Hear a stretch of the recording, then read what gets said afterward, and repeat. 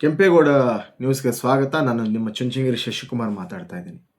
ಇವತ್ತಿನ ವಿಷಯ ಬಂದು ನಮ್ಮ ಕರ್ನಾಟಕದ ಸಾರಿಗೆ ಮಂತ್ರಿಗಳಾಗಿರ್ತಕ್ಕಂಥ ಮಾನ್ಯ ರಾಮಲಿಂಗಾರೆಡ್ಡಿ ಅವರಿಗೆ 4,000 ಕೋಟಿ ಮೋಸ ಮಾಡಿರ್ತಕ್ಕಂಥ ವಿಚಾರ. ಅಂತಿಂತ ಅಮೌಂಟ್ ಅಲ್ಲ, ಬರಾಬರಿ 4,000 ಕೋಟಿ. ಇವ್ರು ಯಾರಿಗೆ ಸಾಲ ಕೊಟ್ಟಿರ್ಬೋದು?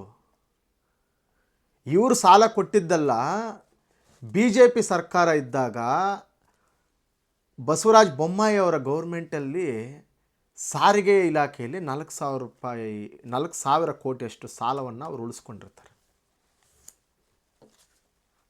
ಅಂಥ ಸಾರಿಗೆ ಮಂತ್ರಿಗಳು ಹೇಳ್ತಕ್ಕಂಥದ್ದು. ಮಾಧ್ಯಮದವರು ಪ್ರಶ್ನೆ ಮಾಡ್ತಾರೆ, ಸಾರ್ 4 ನಿಗಮಗಳು ದಿವಾಳಿ ಹತ್ತ ಸಾಗ್ತಾ ಇದೆ, ಕರ್ನಾಟಕದ ಸಾರಿಗೆ ವ್ಯವಸ್ಥೆ ದಿವಾಳಿಯಲ್ಲಿದೆ, ನೀವು ಸಾರಿಗೆ ಮಂತ್ರಿಗಳು ಏನು ಮಾಡ್ತಾಯಿದ್ದೀರಿ ನೀವು? ಅದಕ್ಕೆ ಅವ್ರು ತುಂಬ ಈ ಒಂದು ಅದ್ಭುತವಾಗಿರ್ತಕ್ಕಂಥ ಉತ್ತರ ಕೊಡ್ತಾರೆ. ಕಾರಣ ಕಾಂಗ್ರೆಸ್ ಸರ್ಕಾರ ಅಲ್ಲ, ಆ 4,000 ಕೋಟಿ ಲಾಸ್ ಆಗಿದ್ದು BJP ಸರ್ಕಾರದಲ್ಲಿ. ಅವರು ಸಾಲ ಮಾಡಿ ಹೋಗಿದ್ದಾರೆ, ಆ ಸಾಲವನ್ನು ನಾವು ಕಟ್ತಾ ಇದ್ದೀವಿ. ಅಂದರೆ ಕಟ್ಟಿಲ್ಲ, ಕಟ್ತಾ ಇದ್ದೀವಿ. ಪಾಪ ಮಂತ್ರಿಗಳಿಗೆ ಗೊತ್ತಿಲ್ಲ ಅವ್ರು ಸಾಲ ಮಾಡಿದ್ದಾರೆ, ನಾವು ಕಟ್ಟಬೇಕು ಅಂತ. ನೋಡಿ ಪರಿಸ್ಥಿತಿ ಆಗಿದೆ. ಈ ಫ್ರೀ ಬಸ್ಸುಗಳು ಅಂತಕ್ಕಂಥ ಒಂದು ಸ್ಕೀಮಲ್ಲಿ ಸರ್ಕಾರ ಏನೋ ಬಂತು, ಕಾಂಗ್ರೆಸ್ ಕೊಟ್ಟ ಮಾತಂತೆ ಫ್ರೀ ಬಸ್ ಮಾಡ್ತು.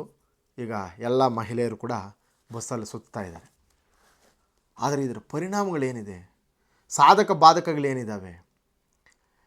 ಈ ಫ್ರೀ ಕೊಟ್ಟ ಕಾರಣದಿಂದ ಎಂಟೈರ್ ಕರ್ನಾಟಕದ ರಾಜ್ಯ ಸಾರಿಗೆ ನಿಗಮ ದಿವಾಳಿ ಹತ್ರ ಮುನ್ನುಗ್ಗುತ್ತಾ ಇದೆ.